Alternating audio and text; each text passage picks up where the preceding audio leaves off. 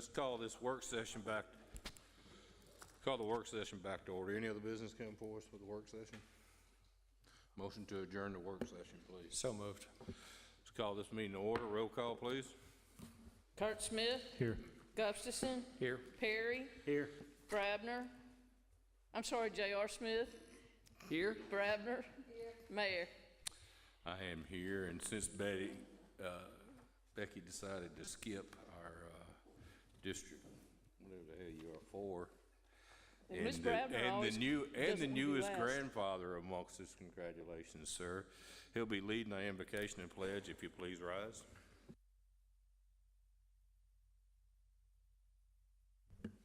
Dear Heavenly Father, thank you for this day that you've given us today. Thank you for all the blessings that you bestow on us day by day that we all take for granted.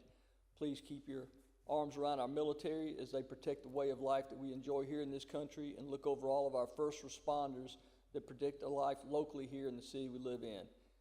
Help us make the best decisions for the city of Spanish Fort. In Jesus' name we pray. Amen.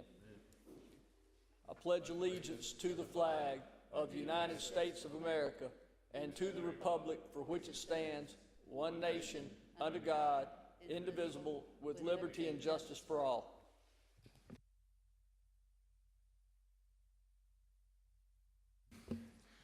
Thank you, Mr. Smith. I ask for the approval of the minutes of the previous meeting, work session September 18th, 2023, and the regular meeting September 18th, 2023. Are any corrections? If not, stand approved as written. Committee reports, Ms. Gaines, No report. Mr. Garner, And no further reports. Chief Barber, No report, Mayor. Chief Few, No report. Mr. Burrow. No report. Damn, you're doing good. Casey, everything? No report, Mayor. Man, that's great. All right, Junior Council, you have anything? No, you're supposed to say no report. No report. Okay. You good? Okay, good. Open up the floor for public participation. If you'd like to address the council, please come forward. Give us your name and address. Podium is open. See nobody dashing up there. Under announcements, Congressman Jerry Carl has sent a survey to the Spanish Fort residents asking for feedback. I'm not going to read this again. I have done this at least 3 years worth, but please fill out surveys. Let the Postal Service know how they're doing or how they're not doing. Send it to Jerry Carl. Send it to Katie Britt. Send it to Talmud Tuberville. I have reached out to the post. I think I told you at the last meeting that I had emailed the Alabama-Mississippi representative. I have since emailed her 2 more times and have yet to have a response. So, and this time I copied in Mr. Slusher from DC, and I hadn't heard back from him either, but maybe with me copying him, maybe she will respond, but I will continue to push for that. On October 13th, the City of Spanish Fort Public Library will be hosting a family night here at the Community Center. We'll be showing the family classic film, Shrek. Please bring your blankets, tailgate chairs, enjoy a movie at 6 o'clock or as soon as it gets dark enough to see the screen. Public is invited to begin arriving at 5 p.m. There'll be lawn games set up to enjoy in advance of the movie. The event is free for the entire family. More details can be found at the SpanishFortPublicLibrary.org. There is no old business. Under new business, it's always great to recognize our fire department. We have a proclamation tonight recognizing the week of October the 18th through the October 8th through the 14th is Fire Prevention Week here in the city of Spanish Fort, Alabama. David, Chief, you come forward, bring you guys with you.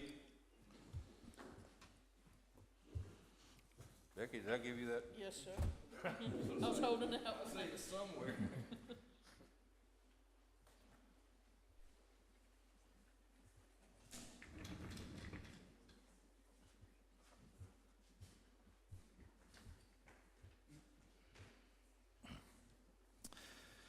This is a proclamation by the mayor of the city of Spanish Fort declaring this Fire Prevention Week. whereas the City of Spanish Fort is committed to ensuring the safety and security of its residents and visitors, and whereas fire is a serious public safety concern both locally and nationally, and homes are the locations where people are at greatest risk from fire. And whereas home fires killed more than 2,800 people in the United States in 2021, and fire departments in the United States responded to 338,000 home fires. And whereas cooking is the leading cause of home fires in the United States, and 2 of every 5 home fires start in the kitchen, with 31% of these fires resulting from unattended cooking. And whereas the Spanish Fort residents should turn pot handles toward the back of the stove, always keep a lid nearby when cooking, keep a 3-foot kid-free zone around the stove, oven, and other things that could get hot, watch what they heat, and set a timer to remind them they are cooking. And whereas residents who have planned and practiced a home fire escape plan are more prepared and will therefore be more likely to survive a fire, and working smoke alarms cut the risk of dying in reported homes fires almost in half. And whereas the City of Spanish Fort's first responders are dedicated to reducing the occurrence of home fires and home fire injuries through prevention and protection education. And whereas the 2023 Fire Prevention Week theme is Cooking Safety Starts With You, Pay Attention to Fire Prevention, the theme effectively serves to remind us to stay alert and use caution when cooking to reduce the risk of kitchen fires. Now therefore, I, Michael M. McMillan, Mayor of the City of Spanish Fort, Alabama, proclaim October 8 through 14, 2023 as Fire Prevention Week in the city, and I urge all Spanish Fort residents to check their kitchens for fire hazards, use safe cooking practices, and to support many public safety activities and efforts of the City of Spanish Fort Fire and Emergency Services, given under my hand in the Great Seal of the City of Spanish Fort, Alabama, on this, the 2nd day of October in the year of our Lord, 2023, Michael M. McMillan, Mayor.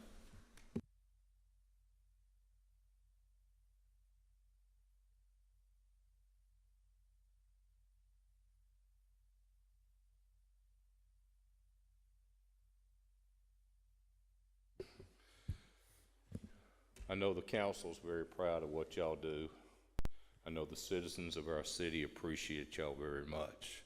I know you see it all the time because I see with pictures of all those donuts and everything else that the police normally get, but I guess y'all get them now. But thank y'all. Thank you for everything you do. You know, we couldn't function without you. You know, just over a year ago, you became a city department, and we're very, very proud of you. And we're very thankful for you every day for what you do. So, on behalf of the council, I want to thank you. On behalf of the citizens, thank you very much. Chief? So this is very timely that we have this proclamation today, because this kicked off our fire prevention season. We had a couple of programs today. This all goes through the end of the month, but on October 21st, we'll have our open house. We have about 900 people come through the fire station on that particular Saturday, so we appreciate the recognition of fire safety in Spanish Fort, and the guys have been hard at work, and we've got quite a few programs scheduled for this month. Thank you.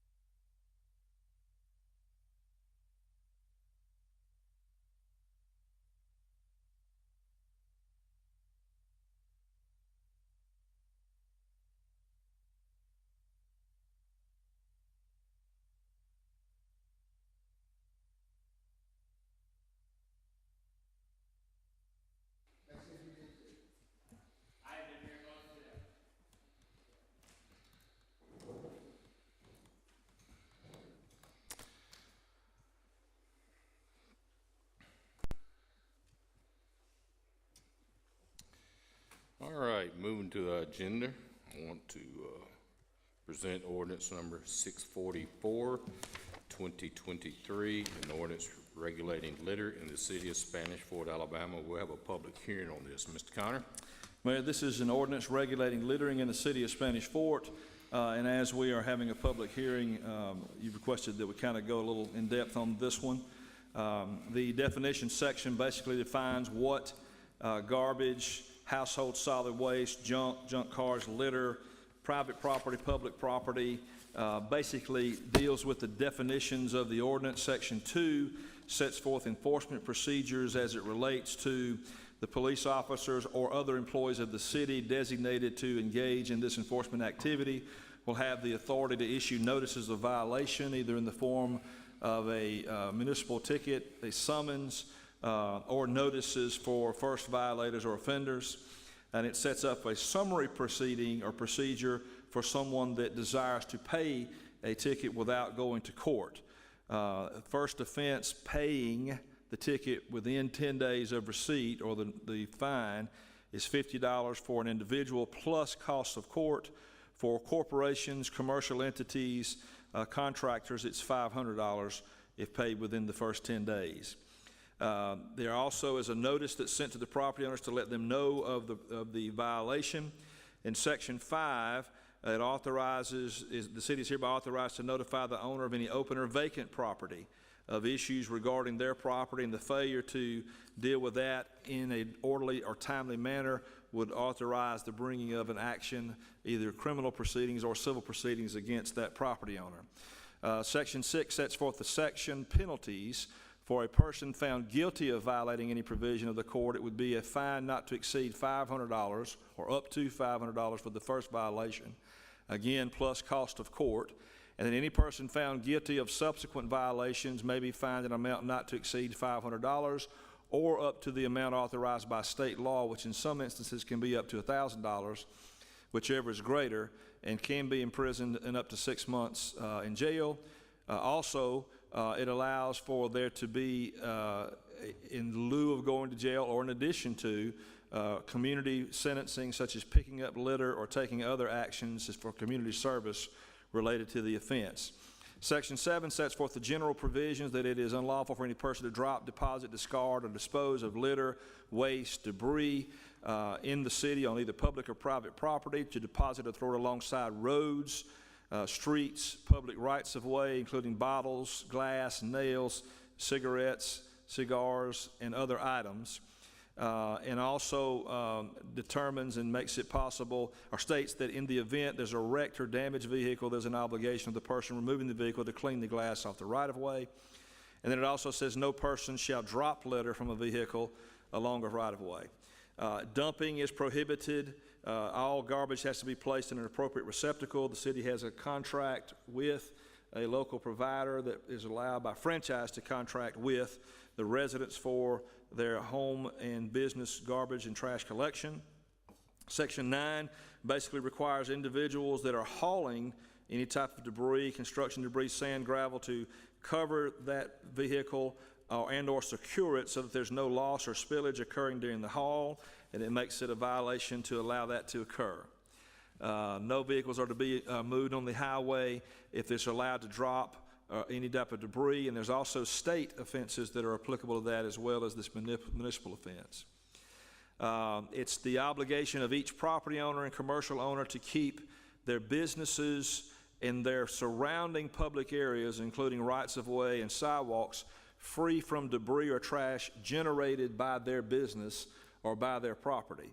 So if a commercial business operates and they have a restaurant and then their patrons are leaving that restaurant dumping on their property in the right-of-way, then it's the obligation of the owner of that property to clean up any debris generated from their property. It does not require them to pick up debris coming from someone else or illegal dumping necessarily, but that is something that has to be addressed on a case-by-case basis. Disposal of trash in residential areas is required to be done in accordance with the applicable codes regarding trash collection, the type of receptacles that are used, and then for scrap lumber, plaster, roofing, any type of building projects on public or private property are required to be maintained and or removed and disposed of after construction is complete. Sidewalks are to be kept clean from items generated from neighboring or adjacent properties.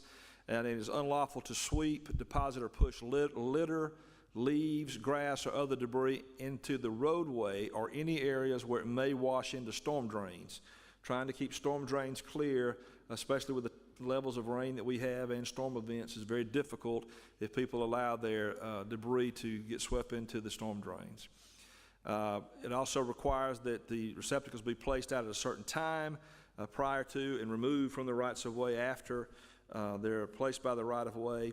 And then, in addition, the person can be required to remove or clean up the property as part of their fine or review process. Section 20 is something that's kind of unique to the city. This will be one of the first ones in this area for sure, but because of electronic surveillance that's available, including but not limited to tag readers and other equipment that the city has available at its disposal, there are going to be opportunities for the city to address areas or problematic areas. And for example, one of those areas that's been discussed several times in meetings is the recycling area that the city has set up to allow for people that want to recycle to have a convenient means of drop-off as opposed to having to drive several miles outside the city to dispose of it. There are signs that say that once it's come full, that you are not to deposit any recycling materials on the ground beside the containers, but that has been a problem that's been occurring at different times.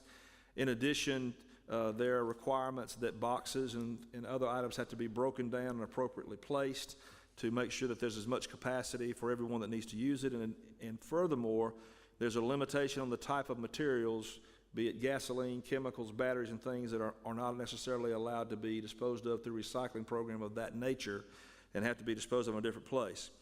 Sometimes there's a difficulty in determining the face or the identity of the person that's actually doing the dumping, but we're able to identify the vehicle by the tag, the owner of the vehicle. And so much like you've seen in some other areas where there are tickets that are delivered for running red lights being captured by electronic surveillance, this would authorize the city to pursue the owners, not only the individuals that are dumping if they can be identified, but the owners and or operators of the vehicle and or the trailers that are being used, because in Alabama certain trailers have to have a tag as well, to identify those owners. And if they're allowing their vehicle to be used in this way, they also can be subject to civil penalties in this case, which would include cost of court as well as a civil fine. As part of this process, in order to give people the chance to present their case, prior to action being taken, a notice would be sent to the property owner, meaning the owner of the vehicle or the trailer, and they would have an opportunity to present whatever defense that they might have within a certain time frame to a designee of the city to hear those matters, whether it be the chief of police or whether it be another code enforcement officer, environmental employee, to hear those matters. And then after that, they would make a determination about whether or not to proceed with a proceeding in municipal court for a violation of municipal ordinance, whether or not to proceed with a state law violation, or whether or not to proceed with a civil action at that point in time. But it would give an opportunity, at least in the short term, for someone to present their case. Defenses potentially would be that the vehicle was stolen or was being used and there was no consent for that vehicle to be used, and so therefore they should not be held liable, or that in some instance and way the vehicle was not being used appropriately. But as a practical matter, according to the ordinance and the way these provisions work, and we found them in a few jurisdictions, it would be what you call a prima facie case or a rebuttable presumption, which means that if evidence is presented by a sworn law enforcement officer or city employee that a vehicle or trailer bearing a license plate registered to a person or individual, that would be a case that they are in violation of the ordinance, and it would be incumbent upon that person then to come forward and to present evidence to rebut that finding or to prove that there should not be responsible and state their defense.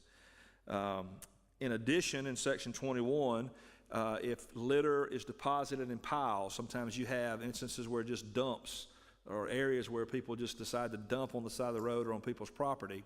This has always been a provision of state law, but we've incorporated and made it a municipal offense and violation as well, that if that, upon investigation, if it's discovered, and it says for purposes of this ordinance, any series of items found in the garbage, trash, discarded, including but limited to bank statements, utility bills, bank cards, all of those can create a presumption that the person who owned it was the person that dumped it. And so, again, they would be put on notice through a procedure where they would have, I think it's 15 days from the receipt of the notice to present to the city why they should not be held responsible or what their defense is, and then a determination would be made at that point in time whether to prosecute criminally in the municipal court, state law, or to engage in civil enforcement. So this is just an effort to try to bridge a gap in enforcement and create another opportunity for the city to use the technology that's available to try and address a problem that appears to be growing around the city. Thank you, Mr. Connor. You said a mouthful there. There's a lot of things that we need to discuss, but first, we want to have a public hearing on this item. If you'd like to speak on this item, please come forward, give us your name and address. Public hearing is now open. Public hearing is now closed. I do want to recognize an individual in the audience that it's funny, we're presenting a litter ordinance tonight, and I see Mr. Jordan Scott from Waste Pros back there in the back.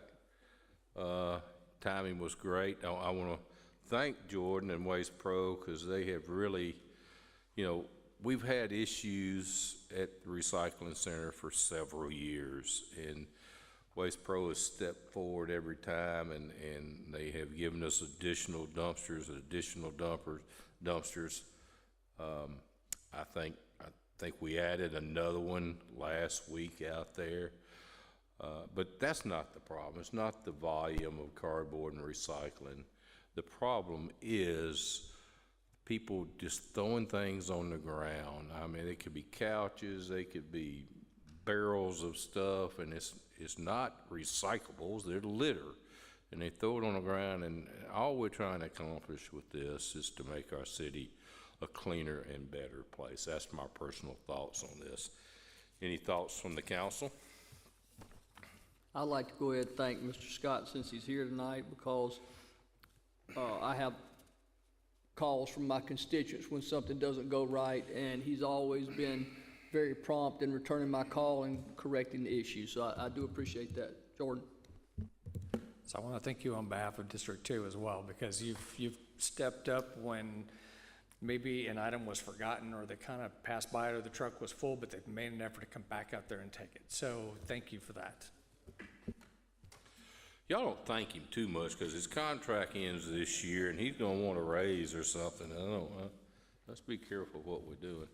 I do want to thank you for what y'all do for us, but I noticed as you were going over this, David, on section 13, on 13A, it says that the stuff for collection should not be at the curb any sooner than 24 hours of your day of collection. Well, that isn't gonna work. Because if you do your yard work or your whatever on the weekend and your day's not till Tuesday, Wednesday, Thursday, it's not gonna sit somewhere else and then come to the street. You're gonna bring it to the street when you clip the limbs or you bag your leaves or whatever. So 13A needs to be revised. And then my next thought is, once this is passed, whenever that happens to be, can we utilize our business license information and send out a letter to every lawn service company that has a business license? Every what service? Lawn care service. Oh. Because they're the ones that are blowing the grass clippings out. Well, excuse me, a lot of people are blowing them out, but this is a company that's, you know, they're blowing it out in the street, and then that's causing the storm drains. So if we can email that or send letters. We do plan on attacking social media with this litter ordinance, but that's a very good point, Mary, to use our business licenses to send notice to the lawn companies that are doing business in our city. And Go ahead. I follow your point about 13A, I think it was, you said, about it shouldn't be brought out to the street till the day before. And although you and other people on the council have said that that's just not gonna fly, that's the way I do mine. I bundle my limbs, I keep them in my backyard behind my fence, I bring them out the night before the trash is picked up. And I'd like to leave it in there just to try and get people to make our city look better, not pile trash up out there and leave it for 6 days. You're special, JR. It just takes a ball of twine and a hand truck dolly or whatever. You cut it into the 4-foot pieces, you ball it up in something big enough where you can pick it up and set it on your wheelbarrow hand truck.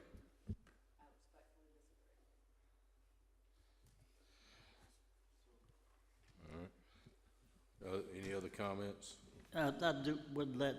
Appreciate you, District 3, coming. I've called you several times. You came out immediately, took care of it, so thank you very much. I think, and I admire Mr. Smith, but I think he's certainly the exception to the rule. I wish I could tell you that I adhere to what you do, but when I get out there on the weekends and I get that pile going out there, I know with my schedule that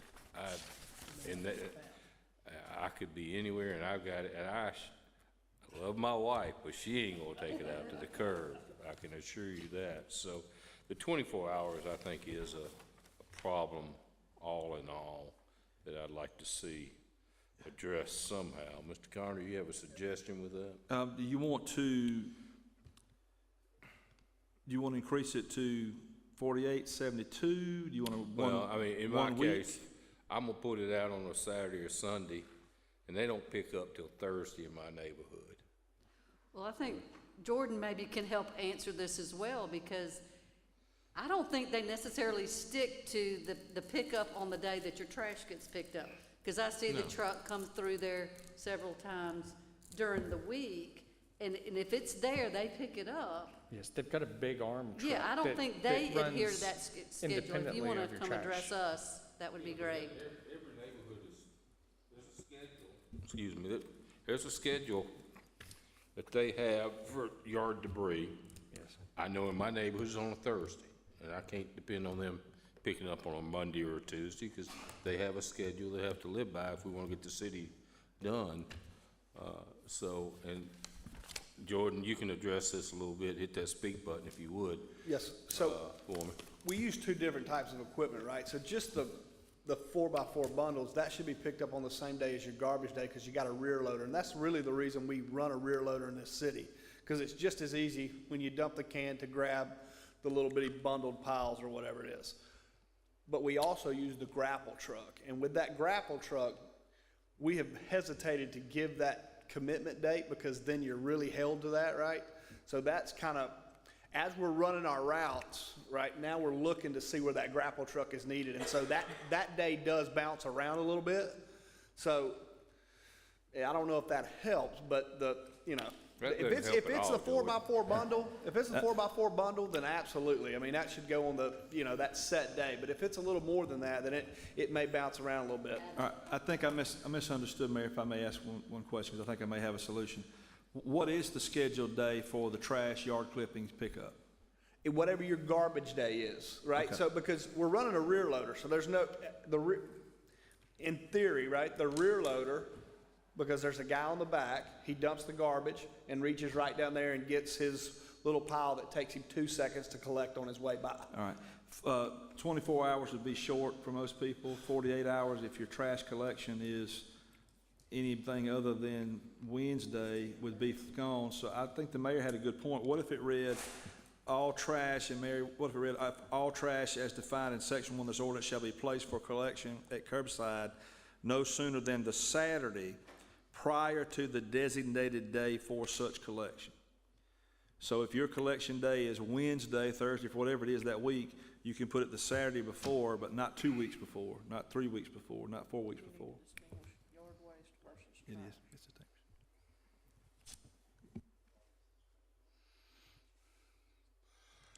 I know in the city of Mobile, you can put it out the weekend prior to your pickup, whatever it is, and if you put it out 2 weeks, you'll get a ticket. That's the way they operate over there. Not to say that's good, bad, whatever works for them is great, but I think that fits it if you put it out there. If you say something the Saturday prior to the pickup, that gives everybody plenty of time. This Saturday's the Saturday prior to everybody's Spanish Forks pickup. Sure. I mean, there's no, unless I'm misunderstanding, there is no pickup that's every other week. Right. It's every week. Correct, So that's- then just strike That's that the whole point. sentence out there, doesn't make any sense to have it in there. If you have yard rates, we pick up every week. Everybody in the city gets once a week pickup. Just how we pick that up sometimes differs based on what we're seeing out in the city. I follow you. I'm just saying that with the schedule y'all run, there's no sense in saying it has to be placed out there the Saturday prior to the pickup day, because that covers every residence that you're picking up. It's saying you can put it out there any day you want to. Then, based on the level of service and what I've heard y'all say, then it seems to me to make sense to strike that first one and then renumber beginning at B and make it ABC. And then if it turns out it's a problem, we can always come back and amend it. But, I would agree with that. Enforcement of this, as we discussed in the work session as well, would be very difficult. does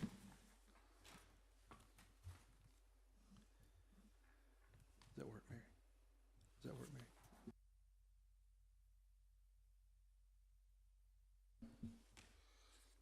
Any other discussion on ordinance number 644, 2023? David, I believe during the work session you talked about where we may need to suspend the rules on this item. Yes, Mayor, the amendments that have been discussed to this ordinance include striking that section A and B originally as drafted in section 13, and then renumbering the remaining provisions in section 13 to be A, B, and C. In section 15, we added the word deposit after the word sweep, and then struck out from sidewalk in the work session. Again, Right. this is as permitted, as admitted. And then in section 20C, we struck out the word class, so that it's certified mail instead of first-class mail. And then we changed the repealer clause to state that this ordinance shall not repeal any other ordinances, but shall be cumulative in effect and provide additional rules, regulations, and remedies. So what I would suggest, in addition to that, the provision regarding governmental service agreements states that the city should approve these by ordinance as opposed to resolution. So we've changed it to ordinance form. So I would suggest that there be a motion to suspend the rules, and if that passes, then there will be a motion to adopt with the changes as discussed in the work session and at this meeting. And I have an official copy for the clerk with those changes that we just discussed. Thank you, Mr. Connor. Further discussion from the council? Do I have the motion to suspend the rules for immediate consideration? Make a motion to suspend the rules for immediate consideration for ordinance number 644, 2023. Do I have a second? Second. Discussion? Roll call? Kurt Smith, Yes. Gustafson, Yes. Perry, Yes. J.R. Smith, Yes. Brabner, Reluctantly, yes. Mayor. I'll make a motion to adopt ordinance number 644, 2023. With the changes? Adopt with the changes as discussed by, and in the work session. Second. Any further discussion? Mr. Smith, Kurt Smith.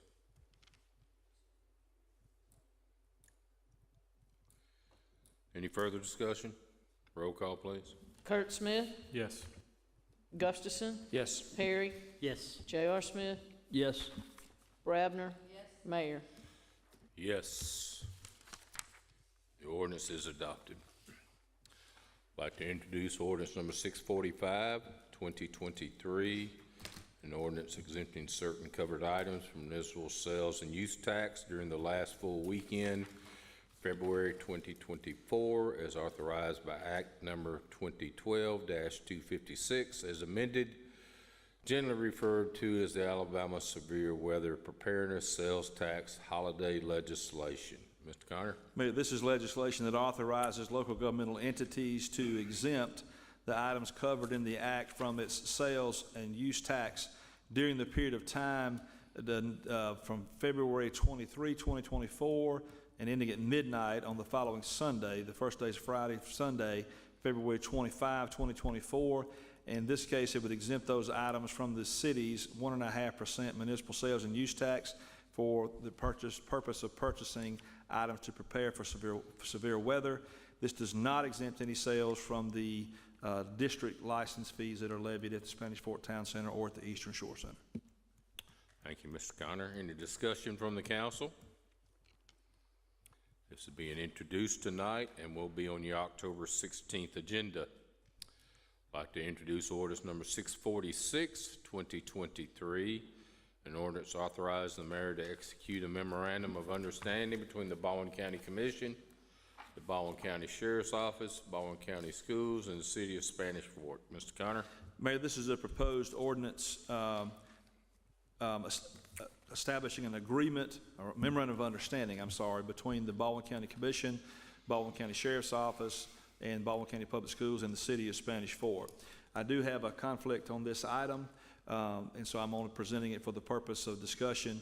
The proposed memorandum of understanding is between the Sheriff's Office, the City, and the Baldwin County Commission. The Baldwin County Commission is a paying agent. The Baldwin County Sheriff's Department has some management and administration and review of invoices and fees to be paid to the City of Spanish Fort and other municipalities as it relates to the operation of the School Resource Officer Program. The cities that enter into agreements provide the school resource officers, and there's a reimbursement amount for the cost of those services for funding purposes from the Board of Education. A copy of the Memorandum of Understanding is attached, and it sets forth changes that have been discussed by the City Council and the Mayor and the Chief of Police regarding addressing specific provisions or allocations to how the City of Spanish Fort operates and does business. The only other change that was discussed in the work session was an amendment to paragraph 4G to take out the word "not" in the third line. So as admitted for discussion today, that change was already made prior to the meeting and is being introduced with that provision there. Also attached to Exhibit A is a copy of the Memorandum of Understanding between the Baldwin County Sheriff's Office, Baldwin County Public Schools, and the Baldwin County Commission that outlines the terms and circumstances of their obligations to each other as it relates to the SRO program. Thank you, Mr. Connor. Discussion from the council.